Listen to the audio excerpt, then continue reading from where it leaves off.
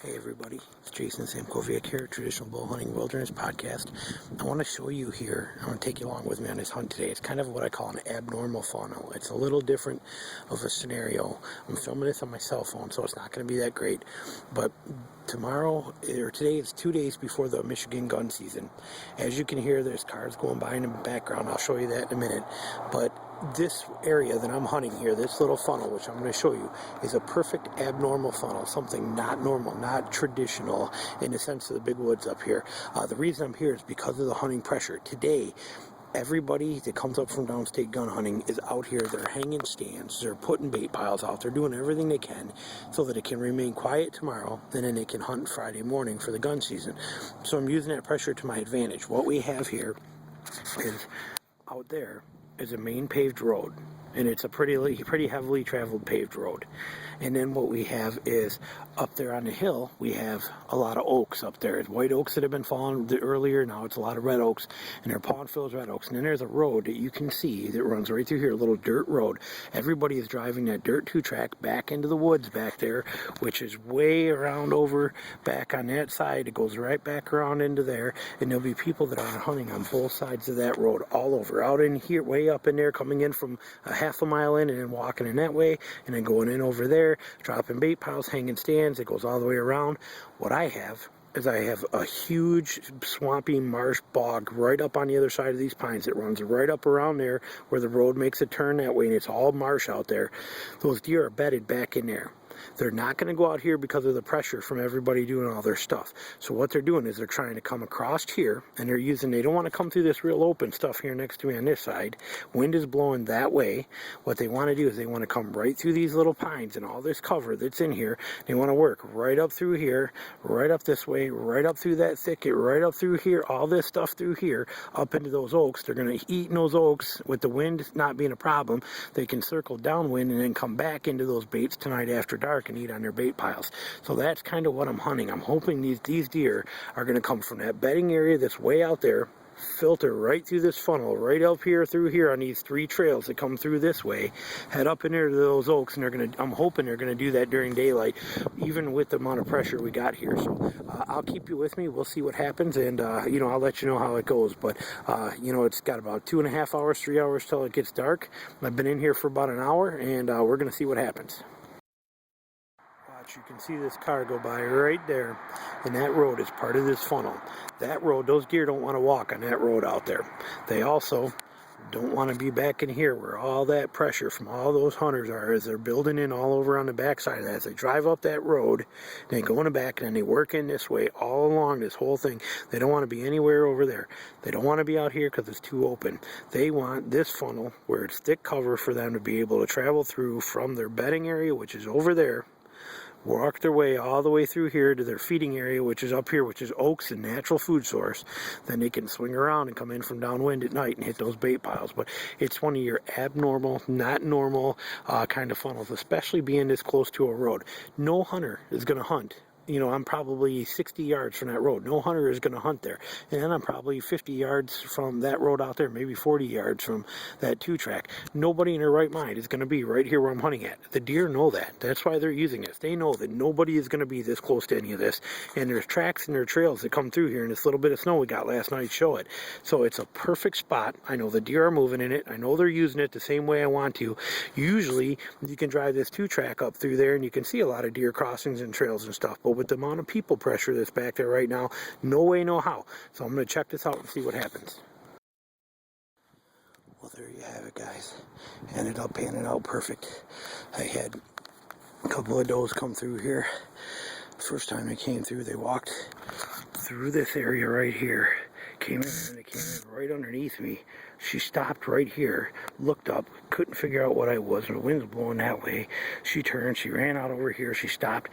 I shot, I missed, she ducked the arrow. She was kind of alert to what was going on, but she ducked right under it. My arrow was sticking in the ground right over there. So then I recouped, grabbed myself back together. Sure enough, sitting in here about 15 minutes later, two does come up from here. They come working up this way. They stop over. They come over here. They're eating some acorns that are laying over here by these trees. They work their way back around this way. A little one walks right over along this way and stops over here next to me. The big one kind of cut up and cut right here. Stood here, turned broadside, and then quartered away that way. And thump, I nailed her. And she ran right up through there and right up into there. And I'm going to give her a little bit and go get her. But I am excited. Like I said, this funnel here worked out absolutely perfect.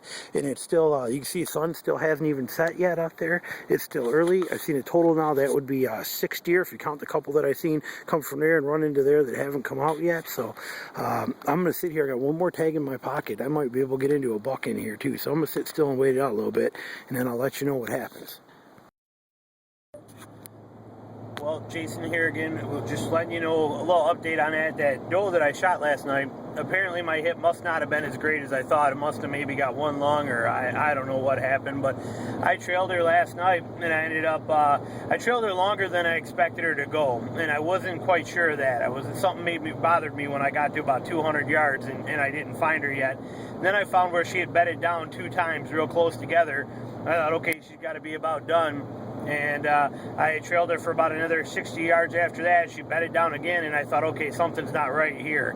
And so I pulled out of there, and I went back. We got a lot of coyotes here, a lot of coyote problems, so I didn't want to leave her overnight. So I left her for about 4 hours, went back late last night, went back out in there, trailed her some more. In that time I was gone, we got about a quarter inch to a half inch of snow, a good dusting of snow, just enough to cover everything up pretty good. And I trailed her for a little while longer, and then I lost the blood. I jumped her out of 2 more beds, and then I like I said, I lost blood. I couldn't stay with her anymore, and so now I'm on my way back there to go back in there and see if I can't do some grid searching and see if I can't find that deer. But the shot was right behind the shoulder. I mean, it was nice and tight, perfect right behind the shoulder. I thought that deer would have been dead in 50 yards and done and game over, but that's the way things work sometimes. But I mean, I searched and searched last night. I'm not giving up yet. I'm heading back out there this morning.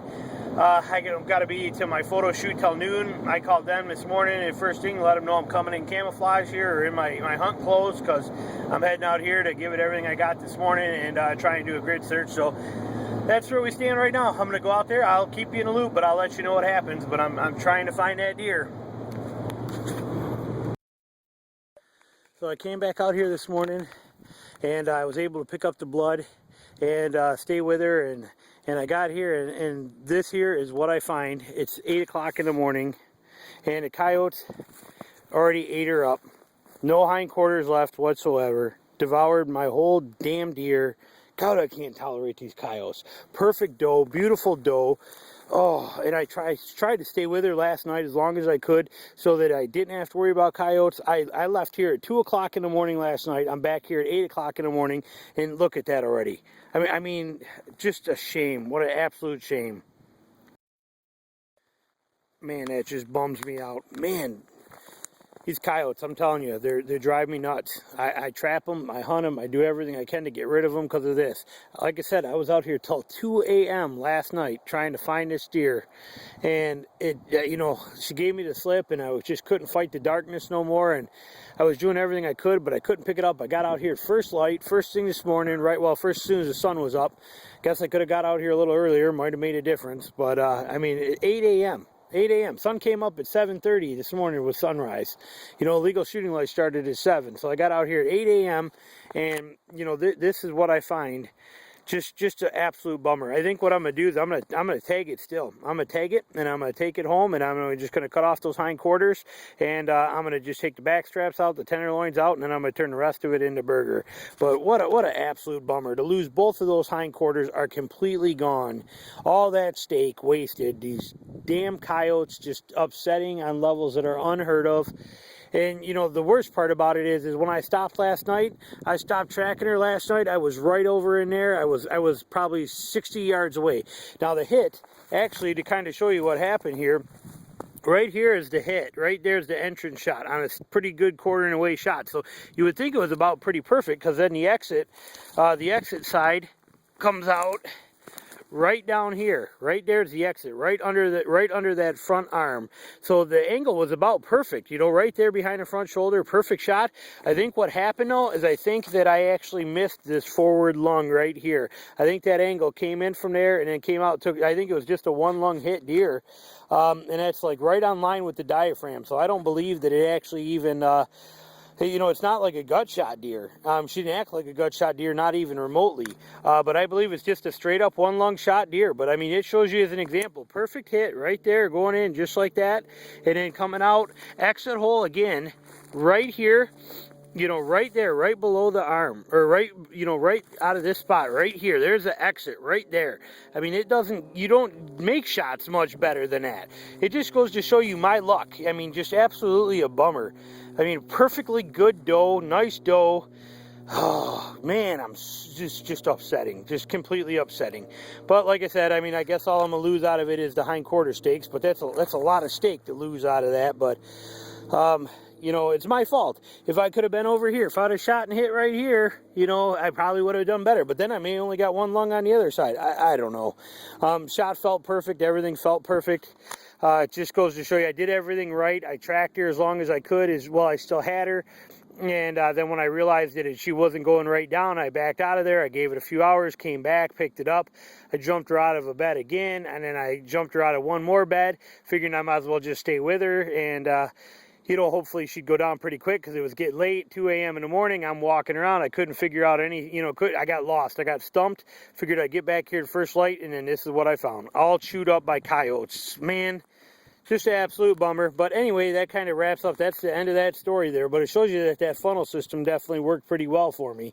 So again, Jason with the Traditional Bow Hunting Wilderness Podcast. We'll be back with more stuff soon. Thanks.